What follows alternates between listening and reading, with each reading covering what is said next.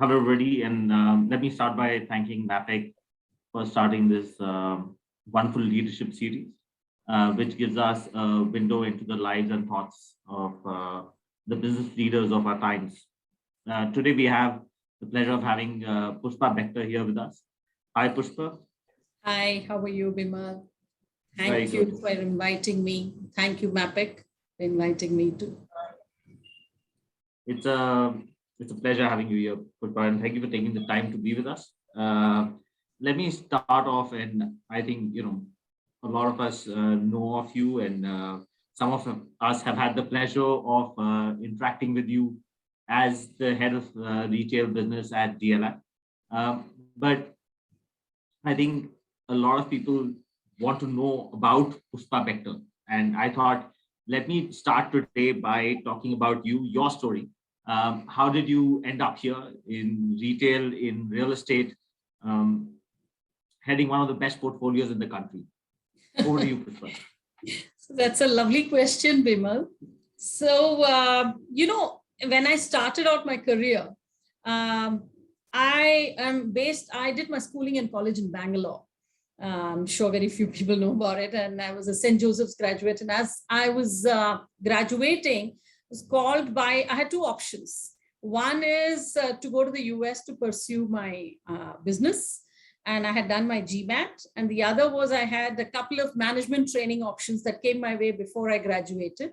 One was a very, very highly known and esteemed OCLD program, the Oberoi Center of Learning. And I got into it before my final exams.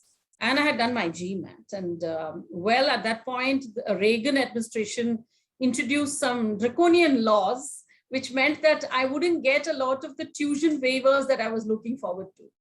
So in that sense, I can say the turning point was financial in nature. I said, let me go and have a look at the Oberoi program for 1 year.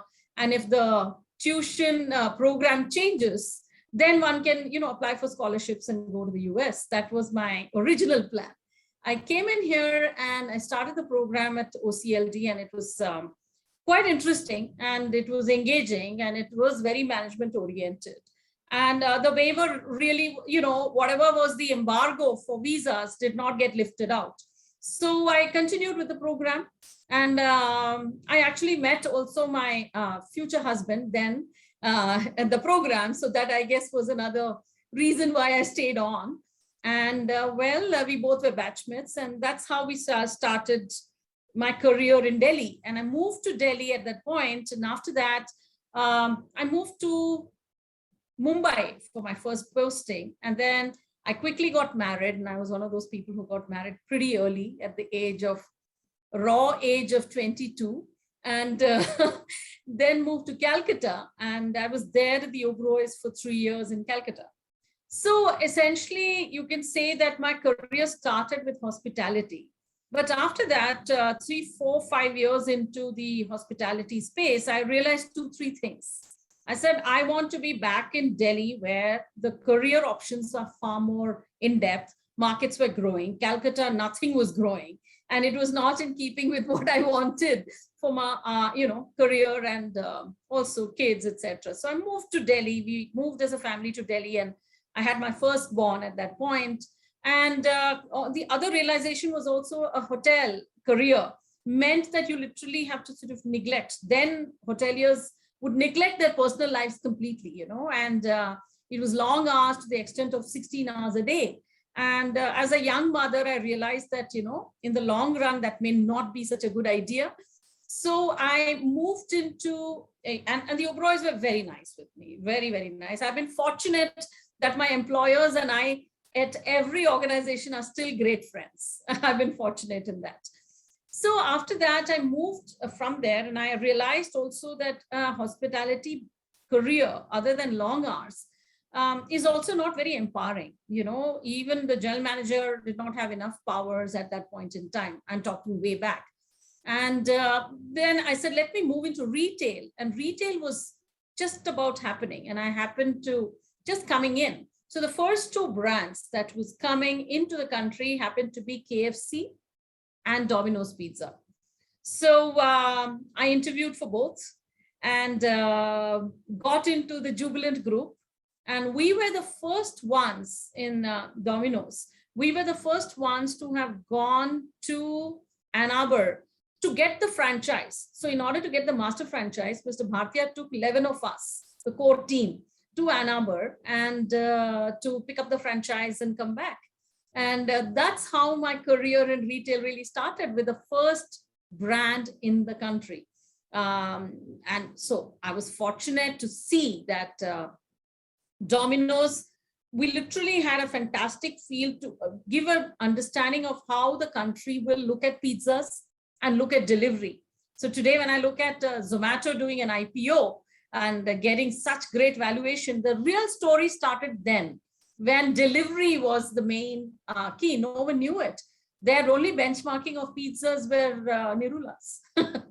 So, it was also the Domino's stint, and I was there for a good 5-6 years, taught me 2-3 things.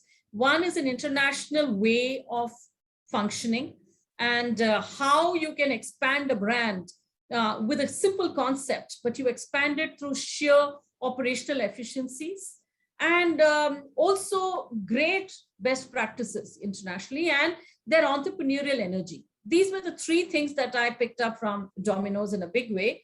The entrepreneurial energy is because it was a startup in India, and it was Mr. Hari Bhartia's one of the initial ventures, So he was also it was a startup for him too.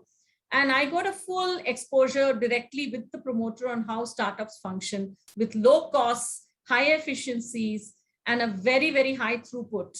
And so we launched 3 zones. We launched, of course, North, West, and South. So, and when it got too repetitive, launching zones, and I was handling marketing, then I said, okay, let me try something different.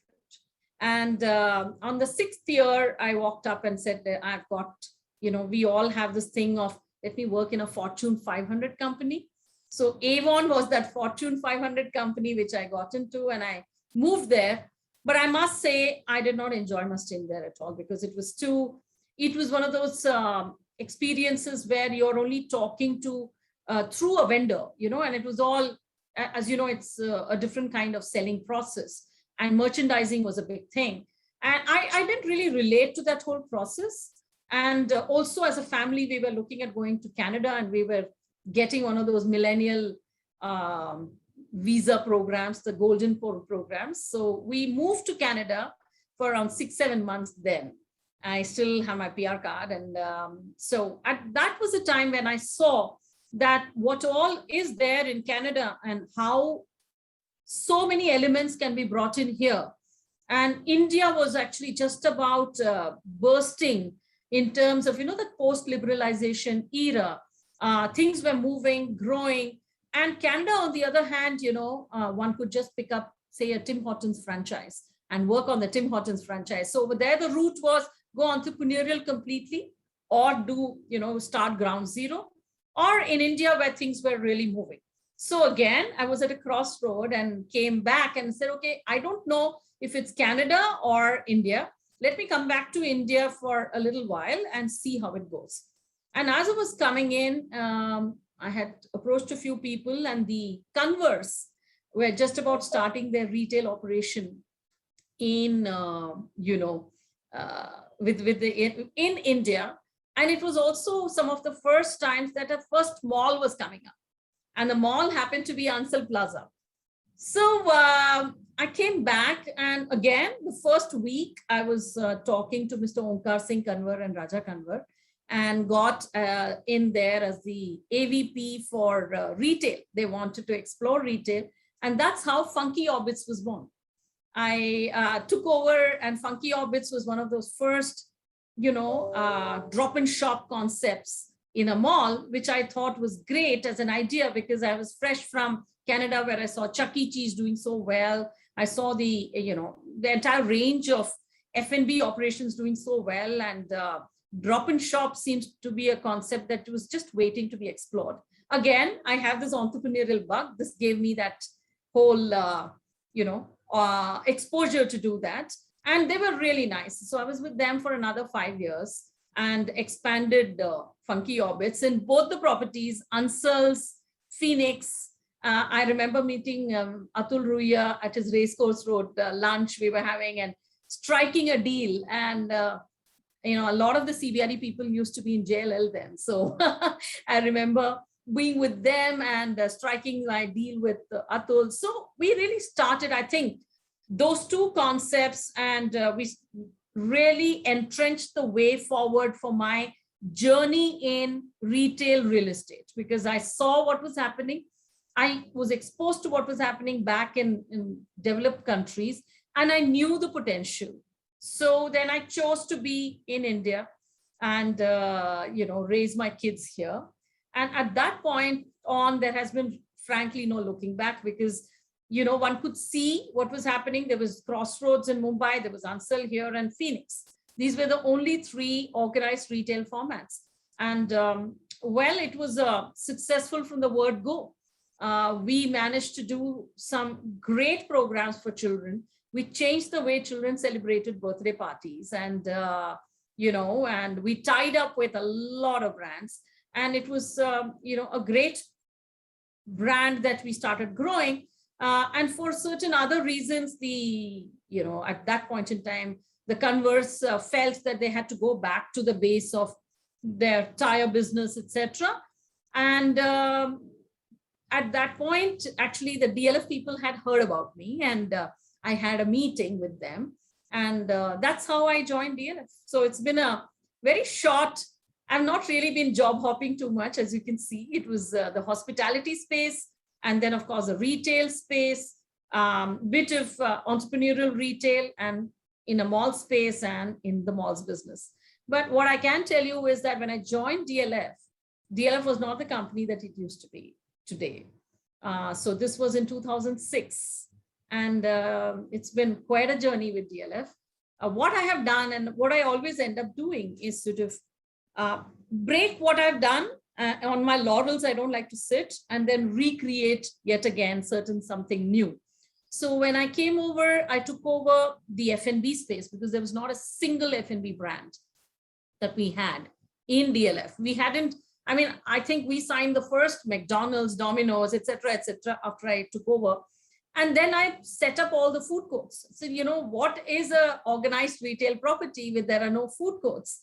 So the first food courts came up, and I did that for 2 years for DLF, set up all their F&B. The first Big Chill came in then, and so we had at that point Emporio, Promenade, and Avenue, current Avenue, erstwhile DLF Place Saket. And at that point in time, we said that, we will actually create F&B in order to ensure that, retail is well complemented. The moment these 2 years were over, they called me, they said, listen, we are opening Promenade, and we really don't know, because it was the time when the Lehman Brothers crash had happened. The financial crash had happened. And I took over the mall at Promenade. The day I walked in, the retailers just walked out. All of them who were there, they just walked out. They said, we don't want to be part of this, because we don't see an opportunity here. But then, that really is the key in retail. You've got to be flexible, and you've got to be nimble-footed. I sat down, ensured that there was no legal case at all. It was a friendly exit to those people who wanted to walk out. But one saw it as an opportunity to give Delhi a product which they deserve.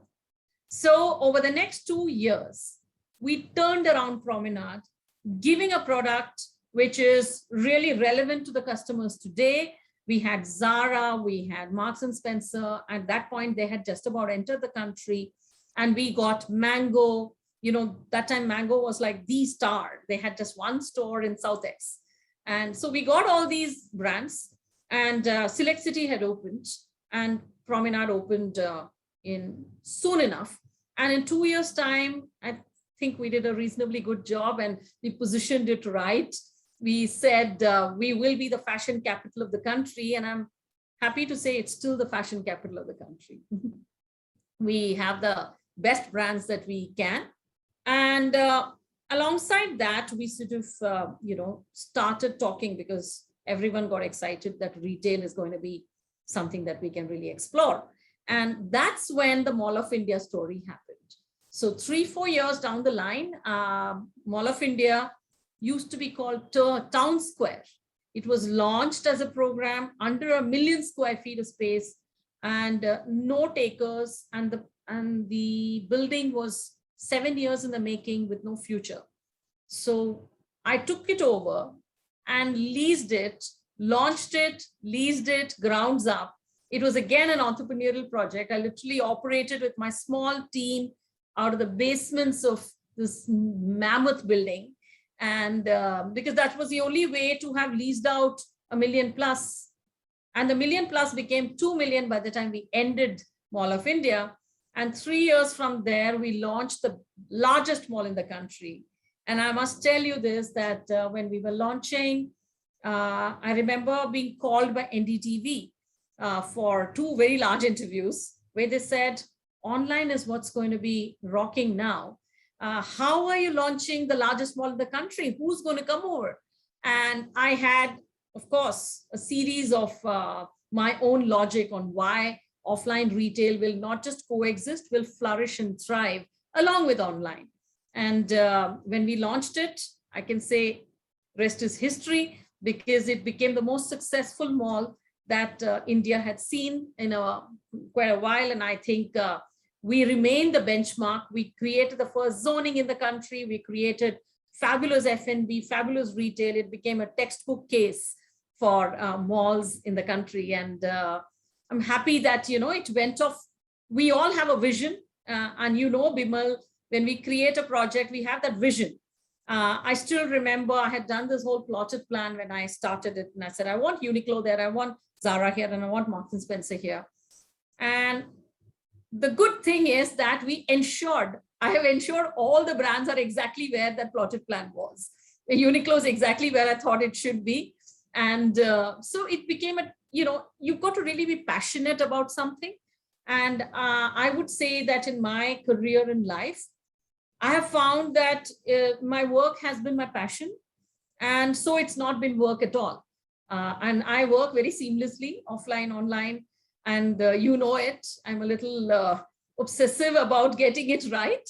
But I think that's a beauty. That's the beauty of converting your passion or your interests into your career. And this market building happens to be my passion. I just enjoy it. I enjoy seeing how I often tell my teams that the beauty is that we actually improve quality of lives of people. In Delhi NCR today, after Mall of India, when they gave me the entire portfolio to handle, in Delhi NCR today, we actually have got 180 unique F&B brands in one portfolio. We have over 700 unique brands in one portfolio. So today, when we have, if you look at luxury, F&B, value, as well as premium, we kind of map out the entire spectrum, and we manage to get the entire width of quality retail, into the country. And that only happens with obsession. And that's important. And along with that, I think I'm also extremely passionate about getting it right from the customer's point of view. For me, it is not about, pleasing someone's ego or pleasing someone. It is about what the customer would require. Always look at it from the customer's point of view. One would never go wrong. So that's my strong belief. And that's my little story. Which is amazing. And, the reason why I wanted to ask you this question, because I knew you've gone through all ups and downs, and it's good for people to know the varied background that you've come up with, from F&B, from hospitality to entertainment. All the building blocks of retail real estate, right? You know the basics, how they operate before you ask them to operate in a particular way. So that's the basic ground, and it's amazing to hear where you've come from and where you've reached, right? I want to ask you this question, and maybe you've been asked this question a number of times, but maybe slightly cliched, but do you think, it might have been easy, it might have been difficult, your journey, but do you think it would have been any different if you were a man, especially in this environment? Because in this retail real estate space, because there aren't too many women here, are there? Not too many. There are a few, I'm not saying no. Very few. Yeah. No, actually, it's not a cliched question. We need to talk about it. So I do think that real estate by nature was patriarchal. I'll put it out there. It was highly patriarchal and it was highly male oriented. And when I took over, people couldn't understand how can I have such strong opinions.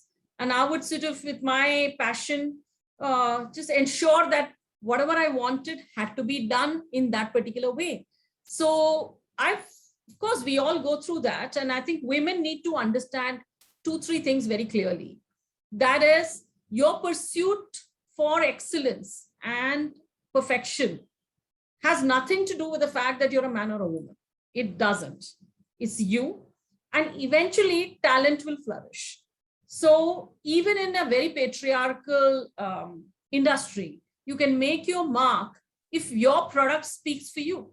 So to me, I don't like to talk about it too much till I actually show the result. And once the result is shown, I don't need to talk about it. Others are talking about it. So it is, really not so important that are you a man or a woman. Never let that sort of bother you. And always, I would like to say that it's important for women to make their voices heard. That I feel is a problem that many women face. Let's say you're sitting in an HOD meeting or a board meeting. I often used to see the male share of voice was far higher and the women would just be quiet or say 1 or 2 sentences which are politically correct and just about there. I think it's important for women to also not just make their voices heard, but also be relevant in what they say and be strong about what they say and stick to it. So once that happens, then people start respecting you. They say the other party stops seeing you as a man or a woman, and they say, oh, she comes up with ideas that are relevant to the business. And trust me, DLF, we have seen these past 15 years, we've seen such a sea change. I personally tend to recruit people not as, I don't want to recruit women for the sake of giving empowerment to women more, but if it's relevant and if she qualifies, she gets the job. If the participant or the person is male and he qualifies, he gets a job. But it so happens that 25%, we've almost reached 25% of our retail is, women. At this point in time, the number of employees, it's gone up quite a bit, and we intend to increase it even more, because in retail, what tends to happen is that gives a certain flavor to the business. And they also understand, aspects of the business when it comes to, say, I wouldn't like to say only marketing. In fact, I'm pushing people that we must have operations also led by women. Why are we not having that? There aren't enough women in the operations team in malls, and we must have more of those, not just in leasing, not just in marketing, but also in operations. So I think it's just really dependent on the so-called glass ceiling does exist. I will not say no, but it depends a lot on you, on how you want to break that shackle. For that, you have to break up your own mental shackles. And it's very, very important that for you to feel that, if irrespective of me being a man or a woman, I would like to get that post because I deserve it. It's aspirational. So women have to learn to be aspirational when it comes to posts. They have to be learning to charter their career very, very clearly, not just, as a chance, but more clearly and well thought through. That is where I feel men score over. Men keep chartering their careers. I see women saying, oh, ho gaya to theek hai. That should, I don't think that will get you to where Indra Nooyi got herself. So Indra Nooyi reached where she did because she chartered it clearly. And it's important for women to also have that sort of, and ambition is not a bad word. And it's good that when I see, good women going out there, not just in retail real estate. And I must say, even in Bollywood today, if a Priyanka Chopra has gone to Hollywood and made her global mark, and she's appearing as a person with intellect as well as glamour, and she packages it really well, kudos to her. She's breaking a glass ceiling, which was very important. So I think it's really to do with us. I'm with you. It's about ambition, and you said it right. We have to break our own thoughts, and that's the only way to move forward. Tell me something. So, what keeps Pushpa going? What keeps you ticking all the time and moving forward? So, what keeps me going is that first of all, I think we are in a business where our asset has to grow. So, from a business standpoint, today we have 4.2 million square feet of space, right? And this 4.2 has been kind of static for the past 3 years, right? Because retail real estate saw certain upheaval. However, our asset has grown. Our rental volume has grown. The number of brands that have come in have grown, irrespective of the size growing or not growing. You know, at 4.2, we've grown over 30% in the past just 2.5 years, which is a great number to look at. Second is, of course, what keeps me going is launching new assets, and which I'll talk about. And so we will be looking at, growth also gives you a certain sense of scale, leverage, and there are many benefits to that.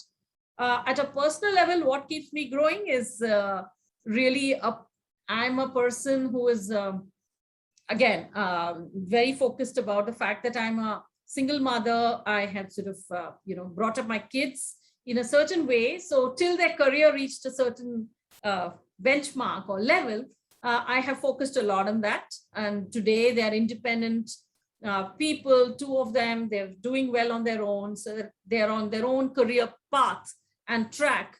And so that, frankly, took a lot of my, not just focus, but a lot of my, shall I say, interest, because, developing people is something that is of great interest to me. And with that, I started mentoring and developing a lot of people within the company too, even outside the company. They will come to me. And so the past 4-5 years, I like mentoring, and I like to push the boundaries. And at this stage of one's career, one should, the more we mentor, the more we groom, the more we, give people a roadmap. I have seen it's a leverage. It helps you so well, because, human beings are capable of doing absolutely shit work, and the same person is absolutely capable of doing great work. It's how you mentor the person, groom the person, get the best out of, and that really works well with me, because I like to see how we can maximize human potential. Along with that, I would say that my weekends, I end up exploring. I never announce where I'm going, because that's, in our industry, it's very difficult, right? Ab bill mat dena, ye karna. So I'm very quiet about it, and I explore different spots in the city. And that's how you, get new ideas too. And I travel a lot. I like, before COVID, of course, one used to travel, and now hopefully we start traveling again. Yeah, hopefully soon, I would say. Yeah. Coming to the current situation, and you brought pandemic. So in the last 12 to 18 months, let me start by asking you key learnings for you, both personally and professionally. Let's go with personally first and then professionally in the last 12 to 18 months. Personally, I think the key learning is that learn to keep your calm. There are going to be storms. At a personal level, and I have aging parents living with me, and I lost my father a few months back. So you have to learn to keep your calm. You have to learn to manage crisis at home and at work at the same time without losing your orientation and calm. I think that's a very big learning at a personal level. The second is patience. And both of them go hand in hand, actually.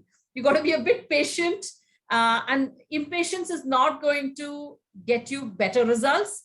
In fact, it sort of gets you into a spot where the other person becomes panicky if you're impatient, and it just doesn't work well. So very clear directions to the team, very, very clear directions, and taking baby steps out of crisis is extremely important. So what we did is that I formed teams one from operations, one from leasing, to really talk to the tenants and keep them with us, because we are partners. It's a symbiotic relationship. So through the pandemic, we have been extremely close with our partners. With that, we understood the real pain. And when we understand the real pain is when we can come up with a program that is not too much or too less. You have to be in sync with the market. You have to be in sync with the real pain that people are going through, so that you don't crash the market or you don't subsidize the market. Both are wrong. So we end up doing that. And, the teams are now well groomed to be able to sort of understand the nuances between someone who's asking for a subsidy and someone who's actually struggling, which category is struggling. So a lot of analysis went. We did a lot of risk analysis during the first pandemic and the second. And that helped us a lot to, put a plan together. And both the plans were very different from each other, but both the plans cater to how the market is reacting. And I would say the first pandemic, it was a lot of unknown. And then we realized how, consumers are going to behave. So we started programming things much more in terms of, how tenants are going to behave, as well as how the consumers are going to be. And last but not the least, the most important thing from a consumer standpoint is build trust on safety and compliance. If something has stood out for DLF, and I would say two things have stood out for DLF during the pandemic, it is our obsession on safety and compliance, which we used to have even before, resulted in good business sense, because the customers used to say, I feel safer in a DLF mall, because they knew how, we were very, very focused on safety and compliance. And that actually propelled consumers to come into DLF properties with far more ease. And that worked very well. The second thing that worked well, as I told you, was to get an understanding of which category is suffering, which one is not. And that only comes out of working very closely and collaboratively with the partners. And, with that, we created and charted out two programs for the first wave and the second wave, which has seen us through pretty well. And touch wood, the markets researched right back. And so the learning is really, for me, be resilient. You are in the retail business. There are going to be ups and downs. As I told you, right from the word go, there was the Lehman Brothers crash, then online happened, then COVID happened. So something or the other is going to happen. It's how resilient you are that will see you through, and how your partnerships are strong, that these two things will see us through. I think before you nailed it, you're a bit calm, composed, and see it through. And you've seen crisis after crisis, and you know how to manage them well and guide your team through it. So, Kavi, you brought up another point right now, and I wanted to touch upon that. With this whole pandemic situation right now, the online business has really taken a push, right? They've got an impetus. Their speed, the growth rate has improved for them. And the ones that have taken the hit is mainly the shopping centers. I wouldn't even say high streets, because with the shopping centers, there were a lot more concerns and restrictions. If I were to ask you what you think would be the future of this industry and the shopping centers in particular to start with, and your thoughts? So, of course, I think the online business has grown on a track which they had anticipated 5 years hence. They have reached, this year. But it's also important to understand that, the organized retail has also rebounded back very, very quickly wherever the markets have opened. And the first wave, in fact, we have been doing a lot of study on this. If you study the US markets, right? So the first wave saw online just take off, and there was a huge gap, and offline just went down. Then the second wave, by around February, we have reached some sort of a saliency of both of them growing, but the gap was not too high. Interestingly, after the second wave, we are seeing the reverse happening. Offline is taking off. And because people believe in experiential retailing, and DLF has been on the forefront of experiential retailing. So what I do believe will happen is both will coexist.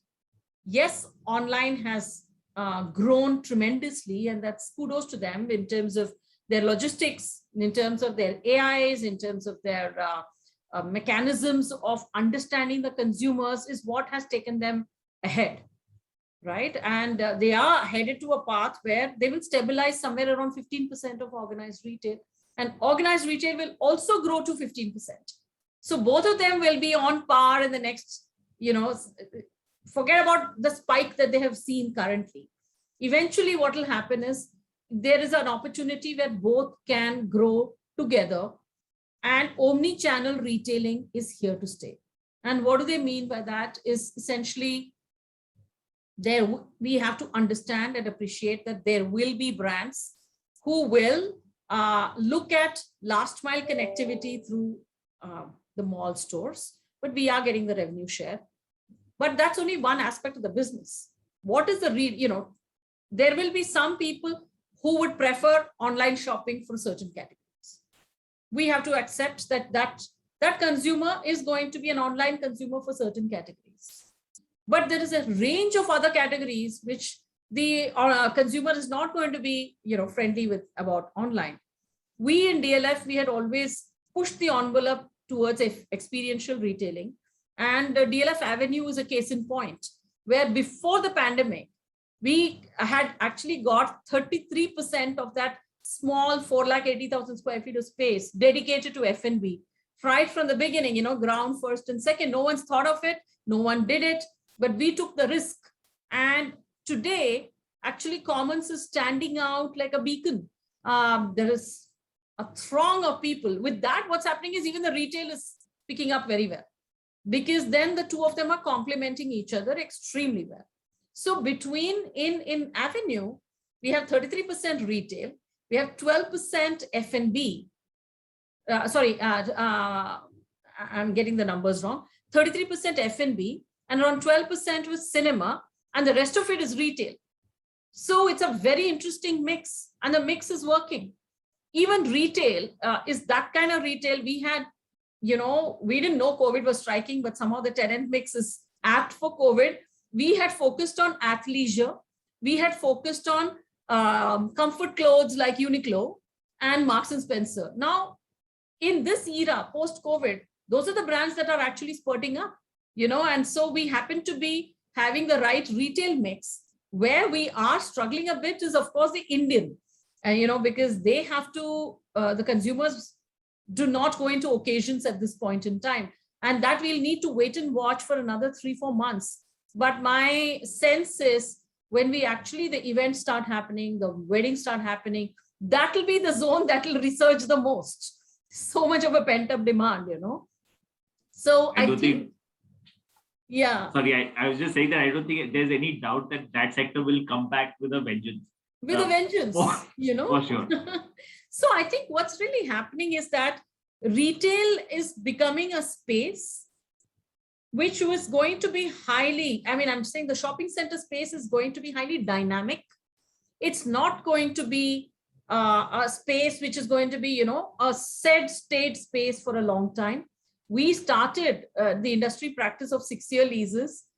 Well, further down the line, maybe we even start looking at 3-year leases, because I think dynamism is what is here to stay. And that's what is giving on the online retail such a great, advantage, because they just have to remove a brand and replace it with another brand on the, from a site point of view. Whereas for us, it's a physical replacement.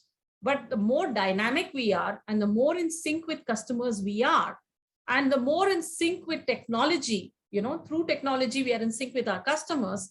I think it will become a dynamic space. It will become an experiential space. It'll be a space where, customers would say, for these kind of products, I would prefer an online space, but I'm a social human being. I love to shop with my friends. I love to shop with my family. I love to eat with my family.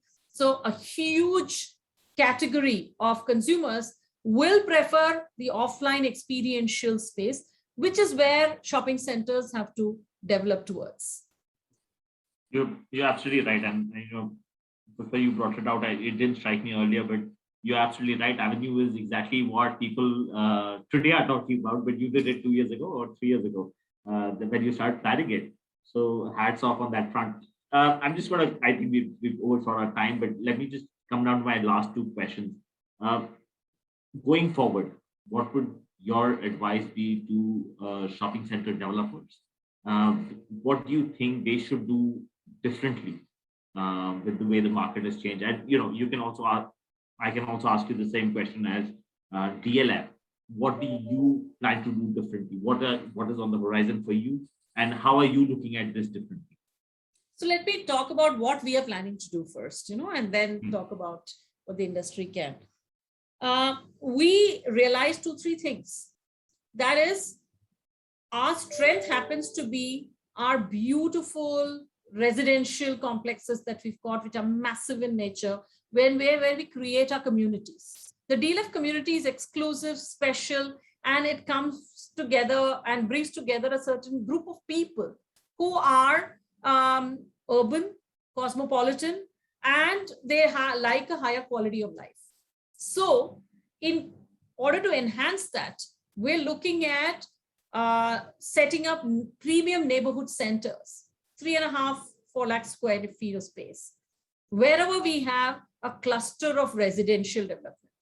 Phase 5, Garden City, it could be in Delhi, we have another space, Capital Greens. So over there too, we're looking at developing premium neighborhood centers, which will actually be a walk to, we introduce walk to work culture.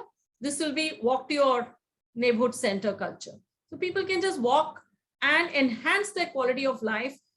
So there's no question of offline and online, because it's just around the corner. You would like to go there, browse, and we've seen successes. So this is where we will head. Okay, and we know that it would work very well for us at one level. And these are not malls. These are neighborhood premium centers. On the other hand, we will develop malls. We probably would be looking at Goa. We would probably be looking at downtown, where they're proper malls, but the malls will have a very different flavor in the post-COVID era, more dynamic, more experiential retailing. So we have, as we speak, quite a few projects that we are working on, which we will be launching, and they're all going to be leased projects, which we will enhance our portfolio. Hopefully from the 4.2 million, we plan to double it over the next few years. So we took, we had a retail town hall, and I was telling our team, we took 14 years to develop 4.2 million square feet of space. And we'll be doubling it over the next maximum 30 to 40 months. That's quite a lot. And the way you said it, so you clearly defined this as two different sets. You're saying there's the neighborhood center, which is your go-to walk down to these locations. And then there are the shopping centers, which you are saying are going to be more experiential. Yes. Right? The ones in Goa or great. Your advice to developers from the way you are seeing it, who still want to do retail? I think retail developers should definitely look at retail as an asset class, because it complements the other asset classes and enhances. Developers have to see the whole thing as a holistic piece and not see retail as A piece and residential as B piece. Holistically, it makes brilliant sense for us to look at retail. I'll give you an example. The Camellias community is opening. Just below the Camellias community, just for 500 exclusive consumers, we are having pop-up stores. There are around 15 pop-up stores that we will be dynamically changing every quarter. That's retail, which is complementing, residential premium. So one has to stop looking at it as A asset class or B. One has to look at it holistically. And that's how we are looking at even office retail. We are opening 3 office retail complexes just this year. So we have the Cyber Park, which is over 1 lakh square feet of space, complementing the beautiful Cyber Park, development of 3.2 million square feet. We've got the hub in Chennai, and Horizon is also, and Plaza is also an office park retail that we have. And we're going to be looking at downtown, which is right opposite Cyber Park.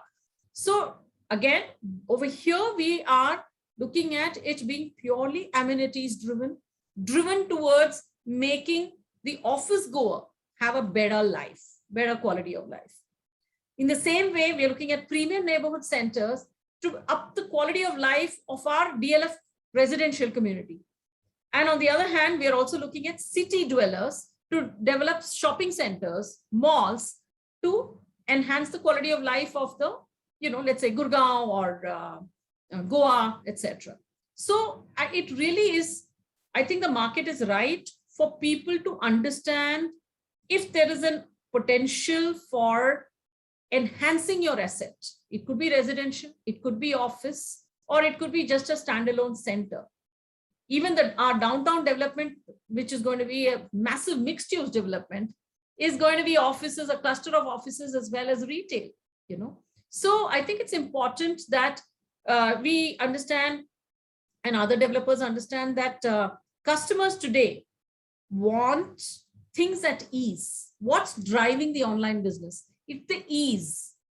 If we look at that ease as a main element and add the glamour of offline retail, which is experiential, dynamic, great food and beverage, then this asset class is here to grow and here to actually flourish. So clearly you're saying we are all looking at improving the quality of either the office building or residential or retail, but we all need to up our game, and multi-use asset is how we want to look at it. Do retail plus resi or retail along with office, and improve the quality of each one of them. Exactly. So, excellent. Thanks for that one, Pushpa. My last question, any piece of advice to all the professionals, young professionals who look up to you and want to grow in this business?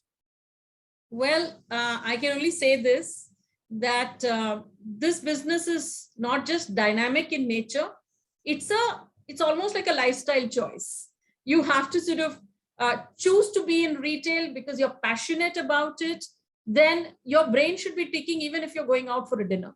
If you cannot just look at it as a pure job. It's not a job which is like an accountant's job where you have a certain P&L to do, and after that you can switch off. This is not one such. You are in the business of improving quality of life of people. The more you understand that, you will see that it's a business which has got a lot of potential from a career point of view, and it also gives you a high that what you see when you develop, you can actually see it. You can see the impact. And very few businesses are there which actually gives you that pleasure. Here, the high that you get in seeing 20 lakh people coming into your property every month is a different high, because you made that happen. You contributed towards that. That's the first thing that I'd like to say. The second is that it's a team-led business. It's not a one-man show. In fact, my town hall recently, I launched it and I've called it DLF Collective, because unless we are all together, this is one such business where, it's not a hero-led business. It's a business where the leader has to show the vision and the direction and the guidance, but it's a business which is to do with a collective force. And hence, the more people realize it, the better. The more they collaborate and work, the better. Which means that, the leasing professional has to be very much in sync with the fit out professional or the design professional or the project professional, and learn how to cross collaborate and work. And that's when the magic happens. The magic doesn't happen through silos. Thank you, Pushpa. I think you said two very important things. one, you have to work together. If you don't work together, nothing happens. And two, do whatever you do, you have to love it. If you don't love it, you will never succeed at it. Absolutely. Absolutely. And I do get the kick in this business that you spoke about. And that I'm assuming only because you love it, you get the kick out of it. Yeah, you remember, Bimal, when we did the Uniqlo deal, the 3 mall deal, as every Uniqlo store opened, there was such a sense of achievement that we all felt. You feel the pride. Yeah. Absolutely. But thank you, Pushpa. Thank you for taking out the time and spending. It's a pleasure as always. And I think your story is truly inspiring. I hope a lot of youngsters see this and really get into this business and follow your footsteps. Great. Thank you. All the best. I enjoy talking. Thank you. Thank you, MAPIC, for having me as part of the series. And see you soon with more interviews like this.